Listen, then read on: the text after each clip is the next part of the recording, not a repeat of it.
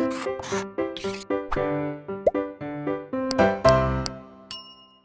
Students, blueprint digital में आपका स्वागत है बच्चों। मैं आपका physics teacher Anuj Sharma. Students, जैसा कि आप लोग जानते हैं कि हमारा जो टॉपिक चल रहा है वो सेकंड यूनिट चल रही है और उसमें हम विद्युत चालन में पढ़ रहे हैं बच्चों। अब हम जो पिछली क्लास में हमने पढ़ा था, आपने देखा था, हमने ओम के नियम का सत्यापन किया था अनुगमन वेग के साथ। फिर हमने प्रतिरोधकता के बारे में देखा था, प्रतिरोध के बारे में भी पढ़ा था। तो बच्चों, आज हम क्या करने वाले हैं, आज हम प्रतिरोध और प्रतिरोधकता पर ताप का प्रभाव देखेंगे। तो देखते हैं हमारी जो आज की हेडिंग है वो इस प्रकार है बच्चों। सबसे पहले हम जो आज देखेंगे वो है विशेष प्रतिरोध या प्रतिरोधकता पर ताप का प्रभाव। तो बच्चों, इसमें बहुत सारे केस हैं क्योंकि हम अलग अलग पदार्थों के बारे में पढ़ेंगे, जैसे कि आपका जो चालक होते हैं धातु चालक, उसके बाद बच्चों जैसे मिश्र धातु होती हैं, अर्धचालक होते हैं। इसी प्रकार बच्चों विभिन्न चालक पदार्थों के प्रतिरोध पर भी हम ताप का प्रभाव पढ़ेंगे। ठीक है बच्चों, तो इसमें बहुत सारी इंपॉर्टेंट बातें में आएंगी जिसमें हमें क्वेश्चंस भी आता है। तो आइए अब हम अपनी टॉपिक को पढ़ते हैं। स्टूडेंट्स, हम जानते हैं कि अगर हमें विशेष प्रतिरोधकता पर ताप का प्रभाव पढ़ना है तो सबसे पहले बच्चों हम विशेष प्रतिरोधकता के फॉर्मूले को देखें। आप जानते हैं कि हम पहले प्रूफ कर चुके हैं स्टूडेंट्स। तो बच्चों जो विशेष प्रतिरोधकता का फॉर्मूला होता है वो होता है m/n² टॉर्क। ठीक है बच्चों, यहाँ पे आप शायद कहेंगे यहाँ तो तापमान टेम्परेचर कहीं नहीं आ रहा है। तो बच्चों आप जानते हैं कि ये जो हमारे पास एक टर्म होती है इसे बोलते हैं श्रांति काल। ठीक है बच्चों, और बच्चों जो श्रांति काल होता है वो व्युत्क्रमानुपाती होता है टेम्परेचर के, आप देख सकते हैं। और बच्चों समीकरण 1 से हमें दिख रहा है जो विशेष प्रतिरोधकता होती है वो श्रांति काल के व्युत्क्रमानुपाती होती है। तो हम पहले भी इस बात को देख चुके हैं बच्चों कि जो विशेष प्रतिरोधकता होती है वो टेम्परेचर के अनुक्रमानुपाती होती है। ठीक है बच्चों, तो इस प्रकार अब हम इस फॉर्मूले से देखते हैं कि धीरे एक एक करके कि कैसे कैसे तापमान बढ़ाने पर जो चालक पदार्थ होते हैं उनकी विशेष प्रतिरोधकता बढ़ती है। बच्चों इसमें सबसे पहले हम धात्विक चालक के बारे में देखेंगे कि धात्विक चालक का जो ताप बढ़ाता है तो उसकी प्रतिरोधकता कैसे बढ़ती है। तो स्टूडेंट्स, अब धात्विक चालक की जो प्रतिरोधकता होती है बच्चों, अब हम उसका जो है उसको हम ग्राफ से समझेंगे। ठीक है बच्चों, तो ग्राफ से हमें समझ में आएगा बच्चों। सबसे ज़्यादा जो बोर्ड में पूछा जाता है वो कॉपर के लिए बहुत आता है। तो मैंने ये धात्विक चालक लिया स्टूडेंट, वो मैंने कॉपर के लिए लिया है। तो आप देखें बच्चों, वाई एक्सिस पे जो हमने दिखाया रेजिस्टिविटी दिखाई है, प्रतिरोधकता दिखाई है इसमें, और एक्स एक्सिस पे हमने दिखाया बच्चों तापमान। यहाँ पे बच्चों मैं आपको बताना चाहूँगा तापमान जो है यहाँ पे परम ताप लिया गया है, केल्विन में हम लेते हैं। बच्चों थोड़ी देर के लिए आप बहुत ध्यान से गौर करना, इसमें जो विशेष प्रतिरोधकता है वो आप देख सकते हैं कि वो 10⁻⁻8 यानी 10⁻⁸ ओम मीटर के हिसाब से बढ़ेगी।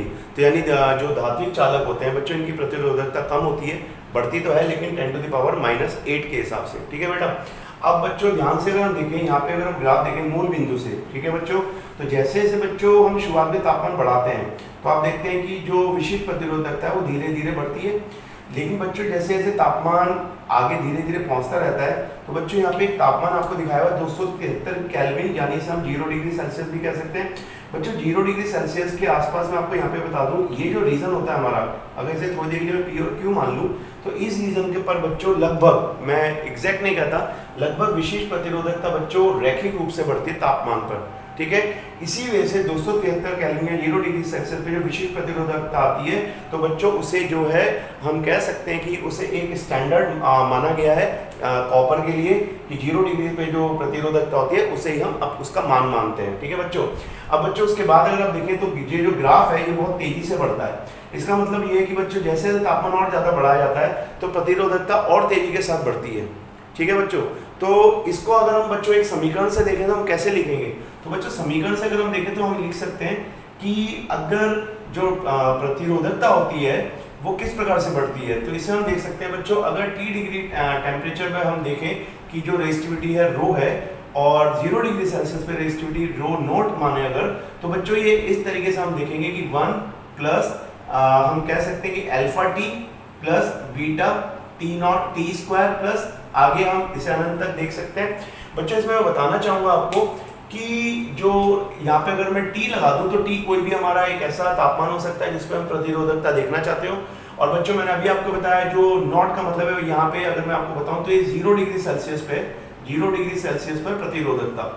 ठीक है बच्चों, तो मैं आपको बताना क्या चाह रहा हूँ कि 0 डिग्री सेल्सियस पे प्रतिरोधकता क्यों नापी जाती है, क्योंकि लगभग जो प्रतिरोधकता का मान है वो रैखिक रूप से बढ़ता है, तो बिल्कुल एक समान रूप से तापमान के हिसाब से बढ़ती है। बच्चों यहाँ पे अगर हम देखें जब टेम्परेचर कम होता है तो इसके हिसाब से बढ़ती है, लेकिन जैसे जैसे टेम्परेचर बेटा बढ़ता जाता है तो यहाँ पे पावर 1 है लेकिन यहाँ पे पावर 2 है। तो इसका मतलब अगर तापमान 2 बढ़ेगा तो बेटा जो प्रतिरोधकता होगी वो 4 होने के हिसाब से बढ़ेगी। समझ गए आप? तो आप देख सकते हैं ये ग्राफ में बहुत तेजी से प्रतिरोधकता बढ़ती है।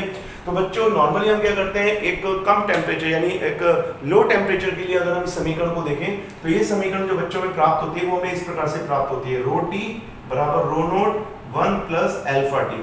तो बच्चों हम एक नॉर्मल टेम्परेचर के लिए से बात करें तो समीकरण में इस प्रकार से प्राप्त होती है। तो बच्चों ये बड़ी इंपॉर्टेंट समीकरण है।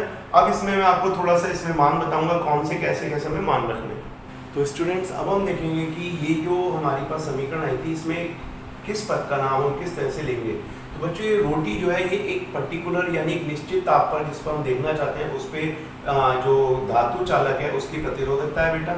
अब रो नोट क्या है बच्चों, मैं आपको बार बार बोल दूं, रो नोट का मतलब बच्चों 0 डिग्री। तो 0 डिग्री सेल्सियस पर किसी भी पदार्थ की जो प्रतिरोधकता निकालते हैं वो इसलिए से निकालते हैं कि उस पर वो रैखिक रूप से समान रूप से बढ़ती है। तो बच्चों रो नोट है 0 डिग्री सेल्सियस पर ताप की प्रतिरोधकता।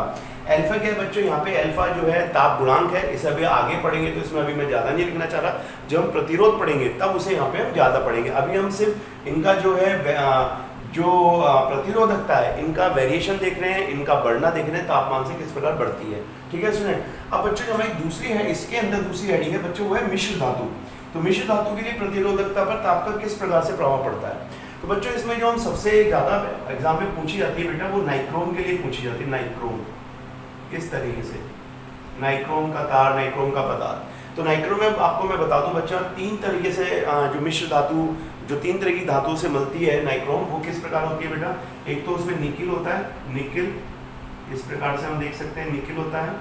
एक लोहा होता है बेटा, इस प्रकार से लोहा होता है। और एक क्रोमियम होता है, तो हम इसे क्रोमियम में लिख सकते हैं, क्रोमियम यहाँ पे। तो ये जो बेटा 3 तरीके की धातुओं को मिला के जो मिश्र धातु बनती है तो ये नाइक्रोम ये है और ये बहुत ज़्यादा काम आती है। तो एग्जाम्पल इसका बहुत पूछा जाता है बच्चों। अगर हम इसका ग्राफ देखें कि ये जो मिश्र धातु है इसका ग्राफ किस तरह से ताप पर डिपेंड करता होगा। तो बच्चों ये परम शून्य ताप अगर यहाँ पे मैं 0 डिग्री 0 केल्विन मानूं तो 0 केल्विन पे भी जो मिश्र धातु होती है इनकी प्रतिरोधकता 0 नहीं होती। इनका जो ग्राफ बढ़ता है बच्चों यहाँ नाइक्रोम के लिए यहाँ से बढ़ता है। तो बच्चों गौर से एक चीज देखो, यानी 0 डिग्री पे या 0 केल्विन पे भी जो मिश्र धातु नाइक्रोम है उस पे पास कुछ ना कुछ ये प्रतिरोधकता आप देख सकते हैं, कुछ ना कुछ प्रतिरोधकता है। अगर मैं इस रीजन का नाम पी क्यू रखूं तो कुछ ना कुछ प्रतिरोधकता है। बच्चों इसमें आप डाटा याद कर लें कि आपको ये लिखना चाहिए जिससे आपके अच्छे नंबर आ जाए। यहाँ से अगर हम बच्चों ताप बढ़ाएंगे तो आप देख सकते हैं कि जो तापमान है, तापमान बढ़ाने पर जो प्रतिरोधकता है बिल्कुल रैखिक रूप से बढ़ती है बेटा, जो मिश्र धातु होती है। ठीक है। और इस प्रकार से हम देख सकते हैं कि जो मिश्र धातु होती है उनकी जो प्रतिरोधकता होती है, यहाँ पे आप एक गौर से देखो बेटा, जो सेंटीमीटर है इसका मतलब है अगर हम मिश्र धातु वो जो तार है कोई भी पदार्थ है उसकी जो लेंथ ले वो सेंटीमीटर में ले तो उसकी प्रतिरोधकता बेटा ओम में नापी जा रही है। तो सेंटीमीटर में वायर का जो प्रतिरोधकता है वो भी इतनी ज्यादा होती है कि 1.1 या 1.12 तक पहुंच जाती है। तो इससे रिलेटेड हम ये समझ सकते हैं कि सबसे पहला पॉइंट तो ये है कि मिश्र धातु में 0 केल्विन यानी शून्य ताप पर भी कुछ ना कुछ प्रतिरोधकता होती है और ये बहुत अधिक प्रतिरोधकता को शो करते हैं। ठीक है स्टूडेंट। तो इस ग्राफ से रिलेटेड हम 3-4 पॉइंट्स लिखेंगे, उस पर आपको क्वेश्चन आ सकते हैं, वो आप आराम से देखो। तो स्टूडेंट ये जो हमने ग्राफ पढ़ा इससे हम 2 बातें देखें, हम मिश्र धातु के बारे में लिख लेते हैं। जो एलॉयज होती है बेटा मिश्र धातु को मैं दोबारा बता दूं कि मिश्र धातु को एलॉयज भी बोलते हैं, तो ये भी आपको पता होना चाहिए। ठीक है स्टूडेंट। अब बच्चों इस ग्राफ को देख के हम इसमें 2 पॉइंट बहुत इंपॉर्टेंट देख लें। एक तो बच्चों परम शून्य ताप पर भी मिश्र धातु जितनी भी होती है उनकी प्रतिरोधकता कभी 0 नहीं होती, यानी उनका कुछ ना कुछ मान होता है। जैसे आप देख सकते हैं यहाँ पे P से Q तक 1.10 नाइक्रोम के लिए कुछ ना कुछ मान है। और बच्चों दूसरी बात अगर आप देख सकें तो सेंटीमीटर लेंथ पे भी उनकी प्रतिरोधकता कितनी धनात्मक होती है 1.1 या 1.2, जबकि लेंथ कितने में नहीं है बेटा सेंटीमीटर में। तो इसका बच्चों बड़ा इंपॉर्टेंट पॉइंट ये होता है कि मिश्र धातु अधिक प्रतिरोधकता को दर्शाते हैं। ठीक है बच्चों। अब बच्चों इसके बाद जो हम तीसरा पदार्थ पढ़ने वाले हैं वो तीसरा पदार्थ बच्चों वो है अर्धचालक। तो अर्धचालक वैसे तो बहुत आगे की यूनिट में आता है तो बच्चे ज़्यादा नहीं जान पाते यहाँ पे, तो यहाँ पे हम थोड़ा सा आइडिया देंगे अर्धचालकों के बारे में। ठीक है स्टूडेंट्स। तो स्टूडेंट जो अब हम पढ़ने वाले हैं बेटा वो है अर्धचालकों, यानी बच्चों अर्धचालकों को हम सेमीकंडक्टर भी कहते हैं। इसको ध्यान रखना, आपको इंग्लिश में वर्ड पता होना चाहिए कि इनकी प्रतिरोधकता पर ताप का क्या प्रभाव पड़ता है। तो बच्चों ये बिल्कुल उल्टा है, जैसे चालक पे ताप बढ़ाने पर प्रतिरोधकता बढ़ती है और मिश्र धातु के भी ताप बढ़ाने पर प्रतिरोधकता बढ़ती है, बेटा अर्धचालकों में बिल्कुल उल्टा हिसाब होता है। अर्धचालकों में ताप बढ़ाने पर प्रतिरोधकता घटती है और चालकता बढ़ जाती है। तो इस पे अगर हम देखें कि जैसे जैसे हम ताप बढ़ाएंगे तो इनकी प्रतिरोधकता बढ़ने के बजाय बच्चों घटती है। इस प्रकार से बच्चों इनकी प्रतिरोधकता जो है घटती है। अगर ये ग्राफ बच्चों, इसमें डाटा की जरूरत नहीं आपको लिखने की, और ये ग्राफ आने तो हम सिलिकॉन के लिए लिया गया है। सिलिकॉन सबसे पुराना एलिमेंट है, ऐसा तत्व है जो अर्धचालक के रूप में प्राप्त हुआ था और इसके बारे में जानकारी मिली थी। तो बच्चों इसमें सबसे पहले एक बात इंपॉर्टेंट है कि ताप बढ़ाने पर चालकों की प्रतिरोधकता घटती है, तो ये बहुत ज्यादा पूछा जाता है। यहाँ पे बच्चों मैं आपको थोड़ा सा आइडिया जरूर देना चाहूंगा कि ऐसा क्यों है कि चालकों में तो प्रतिरोधकता बढ़ जाती है और अर्धचालकों में घट जाती है। तो वैसे तो ये आगे वाली यूनिट में आएगा, पर यहाँ पे मैं आपको थोड़ा सा बता देता हूँ बच्चों कि जो अर्धचालक होते हैं उसे हम दो इस प्रकार से पढ़ते हैं बच्चों। जो इनके जो पदार्थ होते हैं इनमें दो तरीके के हमें एनर्जी या ऊर्जा स्तर मिलते हैं, आप जानते हैं इस तरीके से।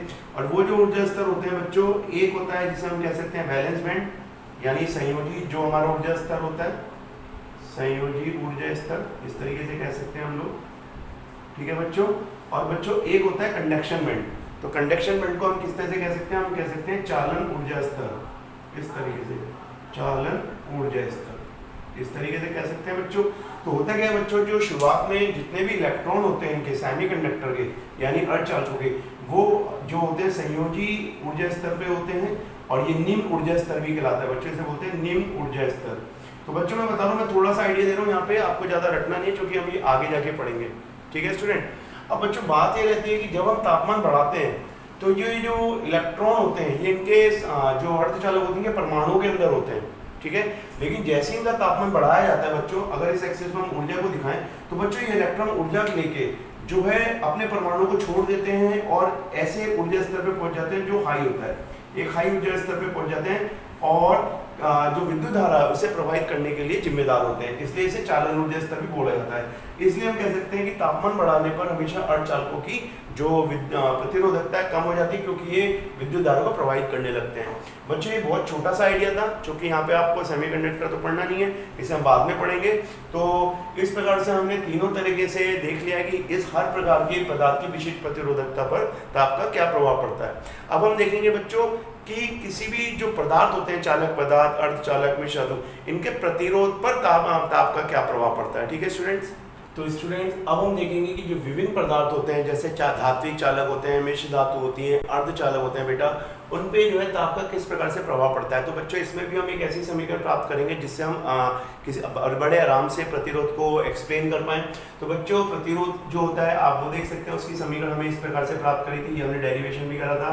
तो हम देख सकते हैं इसमें जो प्रतिरोध होता है बेटा शांति काल के व्युत्क्रमानुपाती होता है, इसमें भी आप देख सकते हैं। तो इस प्रकार से हम कह सकते हैं कि प्रतिरोध ताप के अनुक्रमानुपाती होता है। तो बच्चों जैसे अभी हमने प्रतिरोधकता की समीकरण प्राप्त करी थी, अगर हम प्रतिरोध के लिए प्राप्त करना चाहें तो किसी दिए हुए तापमान पर अगर किसी पदार्थ का प्रतिरोध RT हो और 0 डिग्री सेल्सियस पर उसका जो प्रतिरोध है R हो, तो बेटा इसका जो फॉर्मूला हम अगर कम तापमान पे नापे, क्योंकि अधिक तापमान पर प्रतिरोध फिर बेटा उच्च घातों के हिसाब से बढ़ता है, तो हम ये जो समीकरण हमें प्राप्त होती है 1 + αT होती है इस प्रकार से, ठीक है बच्चों।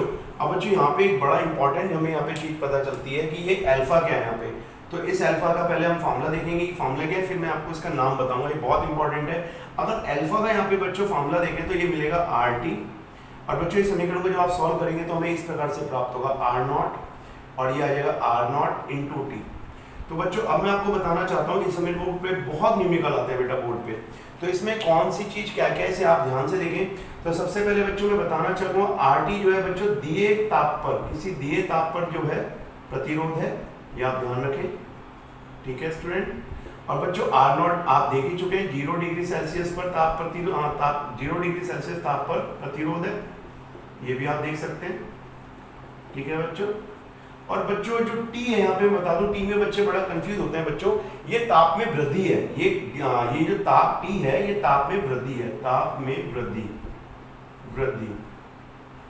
इसे हम तापांतर भी कह सकते हैं बच्चों, तापांतर, ठीक है बच्चों।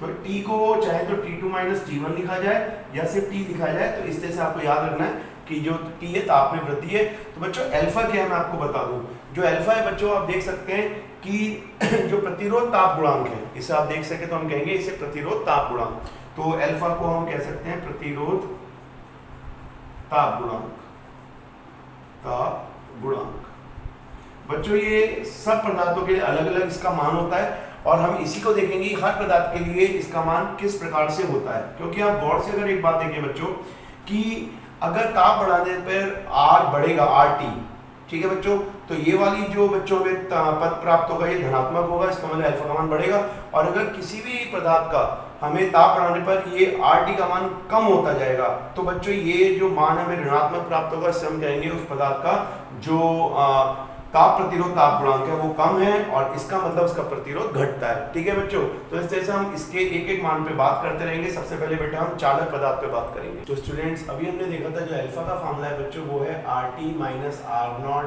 अपॉन जो R0 इंटू T। तो बच्चों इस फॉर्मूले में से हम जो प्रतिरोध ताप गुणांक की अगर परिभाषा निकालें तो कैसे निकालें?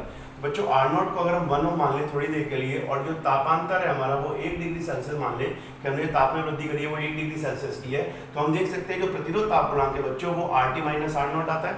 तो बच्चों ये बड़ा इंपॉर्टेंट फॉर्मूला है, यहाँ से हम परिभाषा निकाल सकते हैं। आप देखें तो हम कह सकते हैं बेटा यदि किसी चालक तार का 0 डिग्री सेल्सियस ताप पर प्रतिरोध 1 ओम हो, जो हमने लिखा हुआ है, तो उसके ताप में 1 डिग्री सेल्सियस की वृद्धि करने पर अगर हम उसके ताप में 1 डिग्री सेल्सियस की वृद्धि करें तो उसके प्रतिरोध में होने वाली वृद्धि RT माइनस R0 बेटा ये वृद्धि कहलाती है। ये वृद्धि है, वृद्धि तो होने वाली वृद्धि उस पदार्थ का प्रतिरोध ताप गुणांक कहलाती है। ठीक है स्टूडेंट, अब बच्चे यहाँ पे मैं बताना चाहूंगा, कई बार इसकी यूनिट बहुत लिखने के लिए आती है, अगर आप इसका SI प्रणाली में मात्रक लिखना चाहें तो बच्चों RT माइनस R0 है तो ये प्रतिरोध और नीचे R0, तो प्रतिरोध की जो मात्रक होगा वो तो कट जाएगा, तो जो ताप का मात्रक होगा वो हमें मिलेगा पर डिग्री सेल्सियस। तो हम इसे ऐसे लिख सकते हैं पर डिग्री सेल्सियस। ठीक है बच्चों, ये कई बार लिखने के लिए आता है। और इस अब बच्चों हम एक एक करके इस फॉर्मूले से चालक, मिश्र धातु और जो हमारे अर्धचालक हैं इनके लिए इसका मान पढ़ेंगे। तो स्टूडेंट्स अब आप देख सकते हैं कि हम तीनों पदार्थों के बारे में जैसे धातु चालक, मिश्र धातु और अर्धचालक के बारे में, अल्फा के बारे में पढ़ेंगे। बच्चों में 1 नंबर में कई बार लिखने के लिए आता है। तो बच्चों सबसे पहले धातु चालक के बारे में बात करें तो बच्चों ये क्या है, आप देख सकते हैं कॉपर, सिल्वर, इस प्रकार से। तो बच्चों के इनके लिए हम देखें तो अल्फा का मान जो होता है बेटा वो धनात्मक होता है। अब इसका क्या मतलब है बच्चों, तो आप देख सकते हैं अल्फा बराबर अभी हमने समीकरण प्राप्त करी थी RT minus R0 upon R0 into T। तो बच्चों का ये मान धनात्मक है तो इसका मतलब RT माइनस R0 का मान बढ़ रहा है। तो इसका मतलब जो किसी दिए टेम्परेचर पे बच्चों प्रतिरोध बढ़ रहा है और इसका मान बच्चों 1 से अधिक होता है। तो बच्चों ये भी ध्यान रखने वाली बात है कि तापमान बढ़ाने पर धातु चालक का जो प्रतिरोध है बहुत तेजी के साथ बढ़ता है। ठीक है बच्चों, तो ये बात आपको पता होनी चाहिए स्टूडेंट। फिर मिश्र धातु के लिए बच्चों एक बात ध्यान रखें कि मिश्र धातु के लिए भी प्रतिरोध ताप गुणांक बच्चों धनात्मक ही होता है, लेकिन बच्चों बहुत कम होता है। इसका क्या मतलब है कि धनात्मक तो है लेकिन बहुत कम है। इसका ये बहुत विशेष गुण है बच्चों, इसका मतलब ताप बढ़ाने पर जो मिश्र धातु होते हैं उनका ताप का जो उनका प्रतिरोध होता है वो बहुत धीरे धीरे बढ़ता है, वो एकदम नहीं बढ़ता। इसीलिए बच्चों इनका जो उपयोग होता है वो प्रतिरोध कुंडली, जैसे आपके जो लैब में, स्कूलों में एपरेटस बनाए जाते हैं, जो इलेक्ट्रिकल सर्किट बनाए जाते हैं, या विद्युत हीटर में जो तार लगे होते हैं बच्चों, वो इसी मिश्र धातु के बने होते हैं, जिससे क्योंकि उनका जो प्रतिरोध है धीरे धीरे बढ़ता है तो उससे ज़्यादा उनके ताप पर, उनके प्रतिरोध पर प्रभाव नहीं पड़ता। इसमें बच्चों मिश्र धातु में नाइक्रोम, मैग्नीन और कॉन्स्टेंटर बहुत ज़्यादा फेमस मिश्र धातु हैं जिनका प्रयोग हम बहुत ज़्यादा करते हैं। नाइक्रोम बच्चों विद्युत हीटर में यूज होती है और बच्चों सबसे अलग जो व्यवहार होता है बच्चों अर्धचालक का होता है। अर्धचालक में अल्फा का मान ऋणात्मक होता है बच्चों, ये बहुत ज्यादा पूछा जाता है ऑब्जेक्टिव में।